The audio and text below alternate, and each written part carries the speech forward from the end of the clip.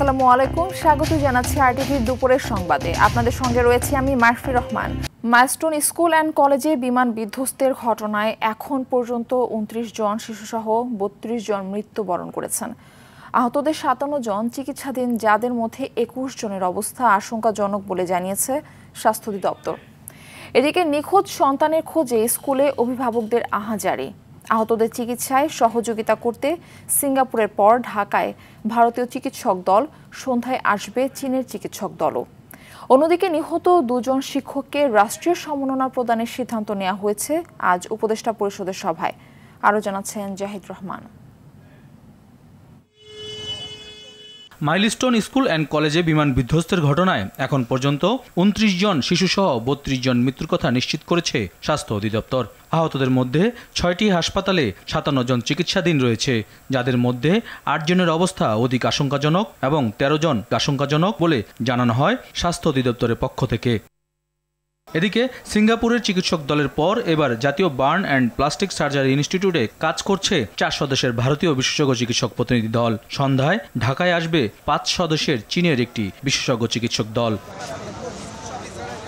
এদিকে নিখোঁজ সন্তানের খোঁজে আজও স্কুল প্রাঙ্গণে অভিভাবক। আমার বাচ্চার মতো বাচ্চা হয় না, আমার বাচ্চাটা একটু ব্যতিক্রম, ও খুব সুন্দর ফুটফুটে চেহারা। বাচ্চার বাবা, বাচ্চার মা দুজনকে নিয়ে আমরা দেখাইছি, সবই ঠিক আছে, কিন্তু এই আংশিক দাবি করাতে জটিলতা দেখাতে এখন ডিএনএ টেস্টের পর্যায়ে চলে গেছে। এখন এই টেস্টের ৭ দিন সময় নিয়েছে। প্রধান উপদেষ্টা ডক্টর মোহাম্মদ ইউনূসের সভাপতিত্বে তার কার্যালয়ে উপদেষ্টা পরিষদের নিয়মিত বৈঠকে মাইলস্টোন স্কুল অ্যান্ড কলেজে বিমান দুর্ঘটনায় নিহতদের স্মরণে শোক প্রস্তাব গ্রহণ করা হয়েছে। তাদের আত্মার প্রতি সম্মান জানিয়ে ১ মিনিট নীরবতা পালন এবং নিহতদের রুহের মাগফিরাত কামনা করে মোনাজাত করা হয়। স্কুলের নিহত ২ জন শিক্ষককে রাষ্ট্রীয় সম্মাননা প্রদানের সিদ্ধান্ত হয় সভায়। জাহিদ রহমান, আরটিভি, ঢাকা। ঢাকার উত্তরায় মাইলস্টোন স্কুলে যুদ্ধ বিমান বিধ্বস্তের ঘটনায় নিহত ৩ শিশুর পরিবারের সদস্যদের সাথে সাক্ষাৎ করেছেন বিএনপি মহাসচিব মির্জা ফখরুল ইসলাম আলমগীর। দুপুরে উত্তরা তারা মসজিদ এলাকায় নিহতদের বাড়িতে এই সাক্ষাৎ করেন। এ সময় উমাইর নূর আসফিক, আরিয়ান ও বাপ্পির কবর জিয়ারত করেন। পরে পরিবারের সদস্যদের প্রতি সমবেদনা জানিয়ে মির্জা ফখরুল বলেন, পরিবারের সদস্যদের পাশে থাকবে বিএনপি। এরপর নিহতদের এলাকায় আরও ২ শিক্ষার্থীর কবর জিয়ারত করেন মির্জা ফখরুল। পরিবারের ভবিষ্যতে পরিবার তাদের যে ব্যথা, তাকে সন্তান দেওয়ার ভাষা আমাদের কাছে নেই। আমরা শুধু তাদেরকে এটুকু জানাতে এসেছি যে আমরা আপনাদের এই কষ্টের সঙ্গে আমরা আছি, আমরা আপনাদের সঙ্গে সেটা শেয়ার করছি, শেয়ার করে নেব।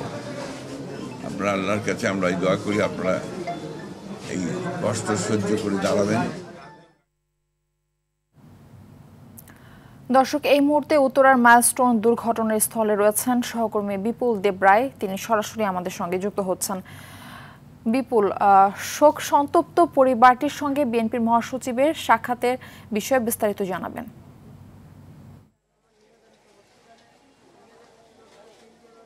হ্যাঁ মারফি, আজকে বিমান দুর্ঘটনার যে ভয়াবহ ঘটনার আজকে ৪র্থ দিন এবং এই ৪র্থ দিনে এসেই আজকে বিএনপি মহাসচিব মির্জা ফখরুল ইসলাম আলমগীর এই ঘটনার পার্শ্ববর্তী একটি এলাকা রয়েছেন, সেই এলাকায় কিন্তু বিশেষ করে তারা নগর এলাকা, মসজিদ এলাকা বলা হয়, সেই এলাকায় কিন্তু উনি এসেছেন এবং সেখানে একই বংশের অর্থাৎ একই পরিবারের ৩ সদস্য অর্থাৎ ৩টি শিশু কিন্তু নিহত হয় ৩য় এবং ৪র্থ শ্রেণীর, এবং সেই শিশুগুলোর কবরস্থান জিয়ারত করা হয় এবং উনি জিয়ারত করার শেষ পরে কিন্তু পরিবারের সদস্যদের সাথে সাক্ষাৎ করেন এবং সেখানে তিনি আশ্বস্ত করেন তাদেরকে যে ভবিষ্যতে এই পরিবারের সহায়তায় তারা এগিয়ে আসবেন। এবং বিএনপির পক্ষ থেকে বলা হয় যে আসলে এই যে দুর্ঘটনাটি ঘটেছে তারা এটা মর্মাহত এবং সমবেদনা জানিয়েছেন। সেই সাথে একই নিশাতনগরের একটি এলাকা রয়েছে, সেখানেও ২ জন শিক্ষার্থী রয়েছিল ৩য় এবং ৪র্থ শ্রেণীর, তাদেরও কবর জিয়ারত করেন মির্জা ফখরুল ইসলাম আলমগীর। এই পরবর্তী সময়ে উনি ওইখানেও বলেছেন যে আসলে তাদের পরিবারের সদস্যরা যদি কোনো সহায়তা চায় তারা অবশ্যই এই সহায়তা করবে। এবং আরেকটি বিষয় জানিতে চাই যে মাইলস্টোন কলেজের যে প্রাঙ্গণ অর্থাৎ কলেজ প্রাঙ্গণ যে রয়েছে সেটা আমরা সকাল থেকে এখানে এসে দেখেছি যে বিভিন্ন উৎসুক জনতার ভিড় আমরা দেখতে পাই এবং সকাল থেকে কয়েকজন অভিভাবককে আমরাও দেখতে পাই যারা তাদের সন্তানদেরকে নিখোঁজ রয়েছে তাদের খুঁজতে আসছেন। বিশেষ করে যে সকল সন্তানদের তারা এখনও খুঁজে পাচ্ছেন না, আমরা জানি যে ৬ জন আর মতো সন্তান যারা এখনও ডিএনএ টেস্ট করার জন্য দেওয়া হয়েছে, হয়তো তাদের মধ্যেও থাকতে পারে। আরেকটা বিষয় জানিয়ে দিতে চাই, সেটা হচ্ছে একজন অভিভাবক আমাদেরকে জানিয়েছেন যে রাইসা মনি নামে একজন শিক্ষার্থী রয়েছেন, যে শিক্ষার্থীকে তৃতীয় শ্রেণীর শিক্ষার্থী, এবং এই রাইসা মনিকে কিন্তু দুই পরিবারের সদস্যরা কিন্তু দাবি করছেন তাদের সন্তান বলে। এটা নিয়ে একটু জটিলতার সৃষ্টি হয়েছে, অর্থাৎ একজন শিক্ষার্থীকে যারা অভিভাবকরা খুঁজে পেয়েছেন তাদের মধ্যে দুইটা পরিবার তাদেরকে দাবি করার কারণে সেই লাশ হস্তান্তর করতে পারেনি, আমাদেরকে এমনটা জানিয়েছে। সেই সাথে আপনাদের আরেকটা বিষয় জানিয়ে চাই যে এখানে মাইলস্টোন কলেজের যে কয়েকদিন ধরে যে গুজবের যে বিষয়টি উঠে আসছে যে অনেকগুলো শিক্ষার্থী নিখোঁজ রয়েছে এবং তারা খুঁজে পাচ্ছে না, অভিভাবকদের অভিযোগ এবং এখানকার যারা শিক্ষার্থী রয়েছে তারা যে অভিযোগ রয়েছেন, সেই গুজবের যে বিষয়টির পক্ষ থেকে যাতে গুজব না রটানো হয় সেই জন্য কিন্তু কলেজ কর্তৃপক্ষ একটি তদন্ত কমিটি গঠন করেছেন। এবং আপনি জানেন, আপনাকে জানিয়ে দিতে চাই যে 7 সদস্যের একটি তদন্ত কমিটি গঠন করা হয়েছে। এই 7 সদস্যের তদন্ত কমিটি তদন্ত কাজ শুরু করেছেন ইতিমধ্যে, এবং তারা আজকে সকালেও কিন্তু এই কলেজ প্রাঙ্গণে প্রবেশ করেছেন এবং তারা আমাদেরকে যেমনটা জানিয়েছেন যে আগামী রবিবারের মধ্যে এই তদন্ত কমিটি তদন্ত রিপোর্ট জমা দেবে। সেই সাথে আরেকটি হেল্পিং ডেস্ক, যেটাকে বলা হচ্ছে যে কতজন মারা গিয়েছেন, কতজন নিখোঁজ রয়েছেন, সমস্ত বিষয়ে একটা ইনফরমেশন পাওয়ার জন্য কিন্তু অভিভাবকদের জন্য একটি হেল্পিং ডেস্ক চালু করা হয়েছে। এবং প্রতিদিন কিছুক্ষণ আগে আমি জানতে পেরেছি যে এখানকার কলেজের যে অধ্যক্ষ তিনি আমাদেরকে জানিয়েছেন যে প্রতিদিন এই বিষয়টি একটা তথ্য দিবেন, এবং কিছুক্ষণ আগে এখানে তথ্য দিয়েছেন যে গত কয়েকদিন ধরে যা ঘটনা ঘটেছে, এবং প্রতিদিন কিন্তু সংবাদ মাধ্যমে তারা এই তথ্যের মধ্যে দিয়ে মাইলস্টোন কলেজের আপডেট দিয়ে যাবেন, এমনটা আমাদেরকে জানিয়েছেন। তো মারফি, এই ছিল আমার কাছে সর্বশেষ তথ্য। বিপুল, আপনাকে অসংখ্য ধন্যবাদ। গভীর রাতে স্বাস্থ্য পরীক্ষা শেষে বাসায় ফিরেছেন বিএনপি চেয়ারপারসন বেগম খালেদা জিয়া। গতকাল রাত 2:52 তিনি গুলশানের বাসায় পৌঁছান। এর আগে রাত 1:15টার পর নিয়মিত স্বাস্থ্য পরীক্ষার অংশ হিসেবে গুলশানের বাসভবন ফিরোজা থেকে এভার কেয়ার হাসপাতালে যান খালেদা জিয়া। তার চিকিৎসকরা জানান নিয়মিত স্বাস্থ্য পরীক্ষার জন্যই হাসপাতালে গিয়েছিলেন তিনি। এদিকে চলতি বছরের 8 জানুয়ারি উন্নত চিকিৎসার জন্য খালেদা জিয়াকে লন্ডনে নিয়ে যাওয়া হয়। দীর্ঘ 4 মাস পর গত 6 মে যুক্তরাজ্যের লন্ডন থেকে চিকিৎসা শেষে তিনি দেশে ফিরেন।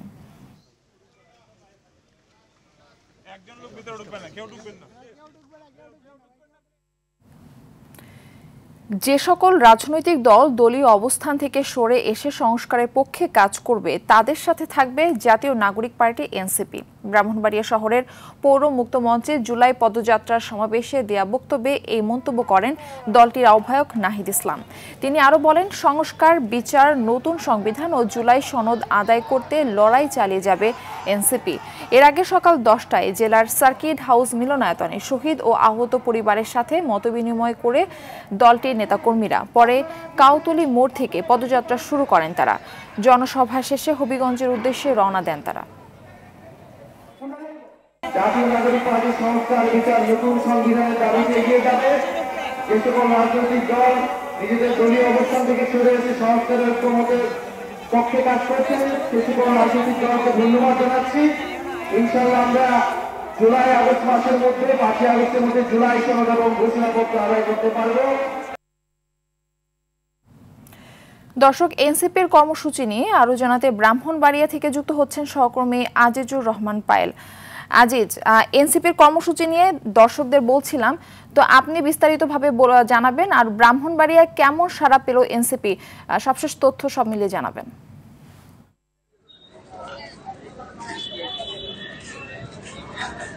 জি, আপনি জানেন যে আজ সকালে কিন্তু যে জাতীয় নাগরিক কমিটির যে নেতারা তারা আসছিল, তারা প্রথমে সার্কিট হাউসে যেসব জুলাই আগস্ট যারা শহীদ এবং আহত তাদের পরিবারের সাথে দেখা করেন এবং তাদের খোঁজ খবর নেন। পরবর্তীতে তারা রেল স্টেশন থেকে একটি পদযাত্রা শুরু করেন। রাস্তায় ব্রাহ্মণবাড়িয়ার বিভিন্ন রাস্তায় প্রদর্শন করে তারা পৌর মুক্ত মঞ্চে এসে পদযাত্রা শেষ করেন। এখানে বিভিন্ন নেতারা বক্তব্য দেন। তার মধ্যে জুলাই আগস্ট জাতীয় নাগরিক পার্টির আহ্বায়ক নাহিদ ইসলাম বলেন যে উন্নয়ন শুধু ঢাকা কেন্দ্রিক হবে না, উন্নয়ন সমগ্র বাংলাদেশ হতে হবে। এক জায়গায় উন্নয়ন হবে, আরেক জায়গায় উন্নয়ন হবে না, তা হবে না। সমস্ত বাংলাদেশি সমানভাবে উন্নয়ন হতে হবে। এবং তিনি আরেকটি ঘোষণা দেন যে জুলাই আগস্ট যে সনদ, এটি আগামী 5 আগস্টের ভিতরে এই ঘোষণা হবে বলে তিনি জানান। তাছাড়াও তিনি ব্রাহ্মণবাড়িয়ার যারা আন্দোলন করছে তাদের অনেক প্রশংসা করেন এবং ব্রাহ্মণবাড়িয়ার বিগত কয়েক বছর আগে যে মোদী বিরোধী আন্দোলনে যেসব লোক শহীদ হয়েছিল তাদেরকে শহীদ মর্যাদা তিনি দাবি জানান। তাছাড়া হাসনাত আব্দুল্লাহ বলেন যে ফেসিবাদী এখন শেষ হয়নি, মাইলস্টোনের ঘটনার মাধ্যমে তারা আবারও জেগে উঠতে আবারও জড়ো চেষ্টা করেছিল। তাই তিনি সমগ্র দেশবাসীকে সতর্ক থাকতে বলে এবং লড়াই আরো চালিয়ে যাওয়ার জন্য আহ্বান জানান। তিনি বাংলাদেশের বিগত সরকার আমার যে স্বাস্থ্য খাতে যে ভঙ্গুর দশা সেটি বলে এবং এগুলো উত্তরণের জন্য অন্তর্বর্তী সরকারের কাছে আহ্বান জানান। সভাটি কিছুক্ষণ আগে শেষ হয়েছে এবং তারা এখন হবিগঞ্জের পথে রওনা দিয়েছেন। এই ছিল আমার কাছে সর্বশেষ খবর। ধন্যবাদ আপনাকে। সাবেক প্রধান বিচারপতি এবিএম খায়রুল হককে আটক করা হয়েছে। সকাল 8:30টায় ধানমন্ডির বাসা থেকে তাকে আটক করে ঢাকা মহানগর গোয়েন্দা পুলিশ ডিবি। এখন তাকে ডিবি কার্যালয়ে জিজ্ঞাসাবাদের জন্য নিয়ে আসা হয়েছে। তার হকের বিরুদ্ধে রাজধানীর যাত্রাবাড়ি ও নারায়ণগঞ্জে 3টি মামলা রয়েছে। এর মধ্যে যে কোনো মামলায় তাকে গ্রেপ্তার দেখানো হতে পারে। তিনি নিজে আওয়ামী আমলে নানাভাবে সুবিধাপ্রাপ্ত হয়েছেন। তাকে প্রধান বিচারপতি করা হয়েছিল কয়েকজন জ্যেষ্ঠ বিচারপতিকে ডিঙিয়ে। এবিএম খায়রুল হকের বিরুদ্ধে নানা দুর্নীতির অভিযোগ রয়েছে। তিনি তত্ত্বাবধায়ক সরকার ব্যবস্থা বাতিল করে রায় দেন। আজকের দিন ইচ্ছা করলে সরকার এই খায়রুল হককে অনেক আগে গ্রেফতার করতে পারত। এই জাতি এবং দেশ এতদিন পর্যন্ত যে জিনিসগুলো দেখেছে এই খায়রুল হকের কারণে একটি নির্বাচন সুষ্ঠু হয় নাই। শুধু তাই নয়, এই খায়রুল হকের কারণে আয়নাঘর হয়েছে। এই খায়রুল হকের কারণে হাজার হাজার মায়ের কোল খালি হয়েছে। দর্শক, ডিবি কার্যালয়ের সামনে আছেন সহকর্মী নাজমুল হুদা। এ বিষয়ে সার্বিক তথ্য জেনে নিব তার কাছ থেকে। নাজমুল, সাবেক প্রধান বিচারপতি খায়রুল হককে তো ডিবি কার্যালয়ে রাখা হয়েছে, তাকে কি জিজ্ঞাসাবাদ শুরু করা হয়েছে? কি কি তথ্য আপনার কাছে আছে জানাবেন।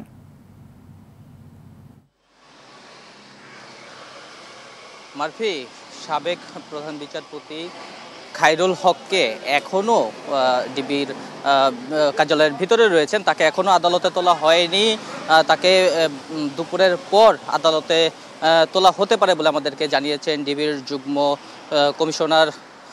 আমাদেরকে জানিয়েছিলেন কিছুক্ষণ আগেই, তার সাথে আমরা ফোনে কথা বলেছি। তার বিরুদ্ধে রাজধানী এবং নারায়ণগঞ্জ সহ একাধিক থানায় তার বিরুদ্ধে বেশ কয়েকটি মামলা রয়েছে এবং এই কোন মামলায় যে তাকে গ্রেপ্তার দেখানো হচ্ছে সেটি এখনো আমাদেরকে নিশ্চিত করা হয়নি। কিছুক্ষণ পরেই হয়তো সেটি আমরা জানতে পারবো। আপনাকে যদি একটু জানিয়ে রাখতে চাই, তিনি যখন প্রধান বিচারপতি ছিলেন তখন ত্রয়োদশ জাতীয় সংসদের সংশোধনী তিনি বাতিল করেছেন, যার মাধ্যমে মূলত তত্ত্বাবধায়ক সরকার ব্যবস্থা বাতিল হয়ে যায়। এছাড়াও বেশ কিছু সমালোচিত রায় তিনি দিয়েছিলেন। তিনি বেশ কিছু সমালোচিত রায় দেওয়ার কারণে বেশ সমালোচিত হয়েছেন। পাশাপাশি তার বিরুদ্ধে জালিয়াতির মাধ্যমে রায় দেওয়ার অভিযোগ রয়েছে। তিনি বেশ কিছু বিতর্কিত বিচারকদের শপথ পড়িয়েছেন। এছাড়া বেগম খালেদা জিয়াকে ক্যান্টনমেন্টের বাড়ি থেকে উচ্ছেদ করা এবং ক্ষমতার অপব্যবহার করা সহ আরও বেশ কিছু অভিযোগ রয়েছে তার বিরুদ্ধে। গত 5 আগস্টের পর যখন স্বৈরাচার শেখ হাসিনার পতন হয়, তারপরেই তার বিরুদ্ধে বেশ কিছু মামলা হয়। আগস্টের 25 তারিখে এবং আগস্টের 28 তারিখে তার বিরুদ্ধে নারায়ণগঞ্জ, যাত্রাবাড়ি, শাহবাগ সহ বেশ কয়েকটি থানায় তার বিরুদ্ধে মামলা হয় এবং এসব মামলায় তাকে যে কোনো একটি মামলায় তাকে আজকে হয়তো গ্রেপ্তার দেখানো হতে পারে। ধন্যবাদ আপনাকে। সাবেক প্রধান বিচারপতি এবিএম খায়রুল হকের আটকের ঘটনায় স্বস্তি প্রকাশ করেছেন বিএনপির মহাসচিব মির্জা ফখরুল ইসলাম আলমগীর। জানাতে চাই যে বাংলাদেশের একজন বড় শত্রু, যিনি বাংলাদেশের একটা বিশাল ক্ষতি করেছেন একটা বিরাট পদে থেকে, এবং সেই পদ থেকে তিনি বাংলাদেশের ভাগ্য নির্ধারণ করার একটা ব্যাপারে দায়িত্ব ছিলেন। সেখানে তুমি সেই জায়গায় প্রতারণার আশ্রয় নিয়েছেন, জনগণের সঙ্গে প্রতারণা করেছেন, রাষ্ট্রের সঙ্গে প্রতারণা করেছেন। সাবেক বিচারপতি খায়রুল হক সাহেব, তিনি এই তত্ত্বাবধায়ক সরকারের ব্যাপারে যে রায় দিয়েছিলেন, শর্ট যে রায় দিয়েছিলেন সেটা, এবং তার পরবর্তীকালে সেটার যে আপনার পূর্ণাঙ্গ যে রায় মধ্যে আকাশ আর পাতাল তফাৎ ছিল, এবং সেই যে রায়টা তিনি শর্ট দিয়েছিলেন সেটাও আমরা মনে করি যে এই রাষ্ট্রের বিরুদ্ধে গেছে। বিলম্বে হলেও যে এতদিন পরে তার বিরুদ্ধে যে ব্যবস্থা গ্রহণ করেছে সরকার, সেজন্য সরকারকে আন্তরিক ধন্যবাদ জানাচ্ছি। এবং বাংলাদেশ ব্যাংকের কর্মকর্তা কর্মচারীদের পোশাক পরার নির্দেশনাটি প্রত্যাহার করা হয়েছে। বেলা 12টার দিকে নির্দেশনাটি প্রত্যাহার করে বিবৃতি পাঠানো হয়। এতে বলা হয়, সামাজিক প্রেক্ষাপট বিবেচনায় পেশাদার ও মার্জিত পোশাক পরিধানের পরামর্শ প্রদানের বিষয়ে স্ব বিভাগীয় সভায় সিদ্ধান্ত হয়। তবে এ বিষয়ে কোনো নীতিগত সিদ্ধান্ত গ্রহণ করা হয়নি এবং এই সংক্রান্ত কোনো সার্কুলারও জারি করা হয়নি। অভ্যন্তরীণ এই বিষয়টি বিদেশে অবস্থানরত বাংলাদেশ ব্যাংকের গভর্নরের নজরে এলে তিনি তা প্রত্যাহারের নির্দেশ দেন। গত 21 জুলাই পোশাক সংক্রান্ত নির্দেশনা জারি করে বাংলাদেশ ব্যাংকের মানব সম্পদ বিভাগ।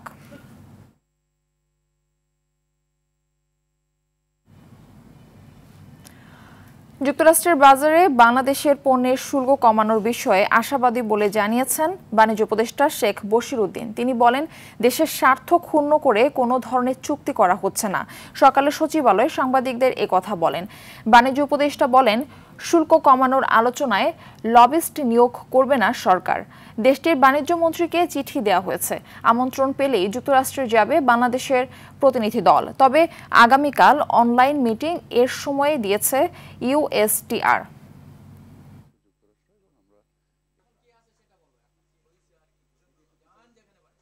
যুক্তরাষ্ট্র এবং আমরা এই বিষয়ে আমাদের কর্মকাণ্ড কোনো স্থবিরতা নেই, আমাদের কর্মকাণ্ড যথেষ্ট গতিশীলতার সাথে আগাচ্ছে। আমরা প্রত্যাশা করছি মানে ভালো কোনো কিছু, সেই ভালো কোনো কিছু করার ক্ষেত্রে যা করণীয় সেগুলোই আমরা করছি। অবৈধ উপায়ে অর্জিত অর্থ রাখা সহ গ্রাহকদের তথ্য গোপন থাকার কারণে সুইস ব্যাংকে বাংলাদেশিদের টাকা জমা বাড়ছে। সুইস ব্যাংক তার প্রতিবেদনে জানিয়েছেন, 2024 সালে বাংলাদেশ থেকে জমা হয়েছিল 1,77,00,000 সুইস ফ্রা, অর্থাৎ এক বছরে জমা অর্থের পরিমাণ বেড়ে দাঁড়িয়েছে প্রায় 59 কোটি সুইস ফ্রা, যা 33 গুণ। বিশেষজ্ঞরা বলছেন, রাজনৈতিক ও অর্থনৈতিক অস্থিতিশীলতার কারণেও এসব ব্যাংকে টাকা বাড়ছে। অন্তত তথ্য পেতে সুইস ব্যাংকের সঙ্গে MOU স্বাক্ষরের তাগিদ দেন অর্থনীতিবিদরা। তৌহিদুর রহমানের রিপোর্ট।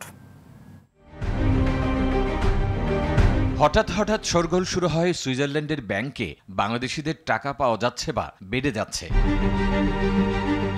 গত এক বছরেও দেশটিতে বাংলাদেশিদের অন্তত 33 গুণ বেশি টাকা জমা পড়েছে, যার পরিমাণ প্রায় 59 কোটি সুইস ফ্রা, যা বাংলাদেশি টাকায় প্রায় 9,000 কোটি টাকা। 2023 সালে এর পরিমাণ ছিল 1,77,00,000 সুইস ফ্রা। সুইজারল্যান্ডের কেন্দ্রীয় ব্যাংকের প্রতিবেদনে বলা হয়, 2021 সালের পর গত বছরে বাংলাদেশিদের সর্বোচ্চ পরিমাণ অর্থ জমা হয়েছে ব্যাংকগুলোতে। ছাত্র জনতার অভ্যুত্থানের পর বিগত সরকারের সুবিধাভোগীদের একটি বড় অংশ দেশ ছেড়ে পালিয়ে যায়। বিশ্বের বিভিন্ন দেশে আওয়ামী লীগ সরকার ঘনিষ্ঠদের অর্থ সম্পদ বাজেয়াপ্ত হতে শুরু হয়। এমন বাস্তবতায় সুইস ব্যাংকে টাকা বেশি যাচ্ছে বলে মনে করেন অর্থনীতিবিদরা। এই ব্যাংকগুলোতে টাকা রাখার ক্ষেত্রে নন ডিসক্লোজার প্রিন্সিপাল তারা মেনটেন করেন এবং এখানে ডিপোজিটারের স্বার্থ সুরক্ষার একটা বিষয় থাকে। সুতরাং তিনি কোন উৎস থেকে আনছেন সেটির চেয়ে তার স্বার্থ সংরক্ষণের বিষয়টি থাকে বলে এখানে অর্থগুলো রাখা হয়। তারা বলছেন, দুবাই, সিঙ্গাপুর, লন্ডনেও বেড়ে গেছে অর্থ পাচার। অনেক বাংলাদেশি অন্য দেশের পাসপোর্টধারী হয়েও সেখানে অ্যাকাউন্ট করছে। সাম্প্রতিককালে বিজনেসের ক্ষেত্রে আমরা দুবাইকে প্রচুর ব্যবহার করতে দেখছি ব্যবসায়ীদের। এর বাইরে আমরা লন্ডন জানি, এরকম একটি বিষয়, হংকং রয়েছে, এই ধরনের বিষয়, সিঙ্গাপুর রয়েছে। এর প্রত্যেকটি হাবেই কিন্তু বিভিন্নভাবেই বাংলাদেশিরা নামে বেনামে অর্থ নিয়ে যাচ্ছে। এখন যদি ইউকেতে তারা কিন্তু অনেক সচেতন হচ্ছে, সেখানে বাংলাদেশি কী পরিমাণ টাকা নেওয়া হয়েছে, কিছু হয়তো আমরা জেনেছি যে প্রপার্টিকে ওখানে আইডেন্টিফাই করা হয়েছে বা সেগুলোর উপরে নিষেধাজ্ঞা দেওয়া হয়েছে। তো সেই ক্ষেত্রে একটা টেন্ডেন্সি থাকতে পারে যে কিছু টাকা হয়তো ওই জায়গা থেকে নিয়ে আবার সুইস ব্যাংকে নিয়ে যাওয়া। এসব তথ্য পেতে এবং টাকা ফেরত আনতে সংশ্লিষ্ট দেশের সাথে চুক্তি করার তাগিদ অর্থনীতিবিদদের। অন্তত আমার মনে হয় যে প্রথম স্টেপ হিসেবে বাংলার অন্তর্বর্তী সরকার উচিত হবে বিভিন্ন যে ব্যাংকিং হাব বা ফাইন্যান্স হাবগুলোর যে দেশগুলো, সেই দেশগুলোর ব্যাংকগুলোর সাথে MOU স্বাক্ষর করে বাংলাদেশি নাগরিকদের ডিপোজিটের তথ্য সংগ্রহ করা। টাকা পাচার রোধে বিনিয়োগের পরিবেশ সৃষ্টি এবং কঠোর নজরদারির তাগিদও দেন অর্থনীতিবিদরা। তৌহিদুর রহমান, RTV, ঢাকা। এবার নিচ্ছি হাইসেন্স সংবাদ বিরতি, ফিরে এসে আরো যা থাকছে।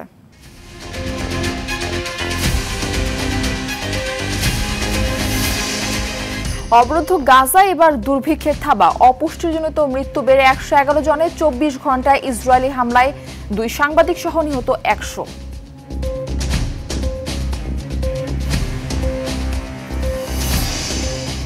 এবং শেষ টি-20তে সন্ধ্যায় পাকিস্তানের বিপক্ষে খেলবে বাংলাদেশ। প্রথমবারের মতো হোয়াইট ওয়াশ করার লক্ষ্য টাইগার অধিনায়কের।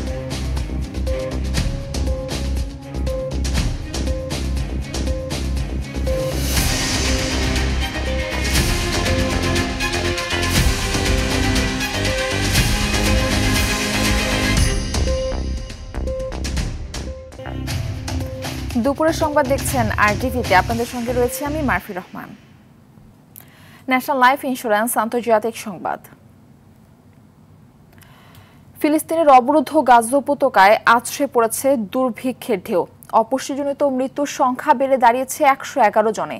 বুধবার ইসরায়েলের নৃশংসতায় উপত্যকাটিতে প্রাণ হারিয়েছে 2 জন সাংবাদিক সহ অন্তত 100 জন।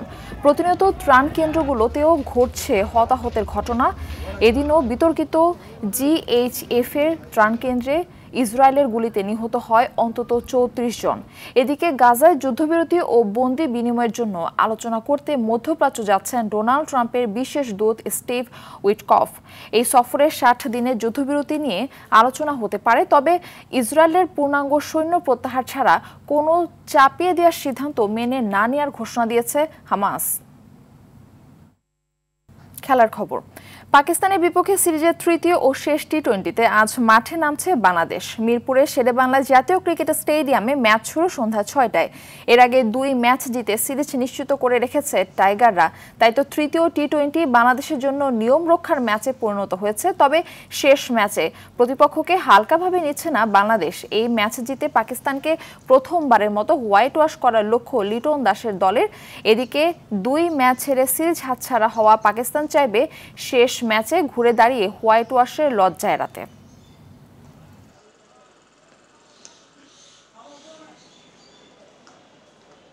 দুপুরের সংবাদ এ পর্যন্তই। জেলা সংবাদ বিকেল 4:45টায় দেখার আমন্ত্রণ রইল। ধন্যবাদ সবাইকে।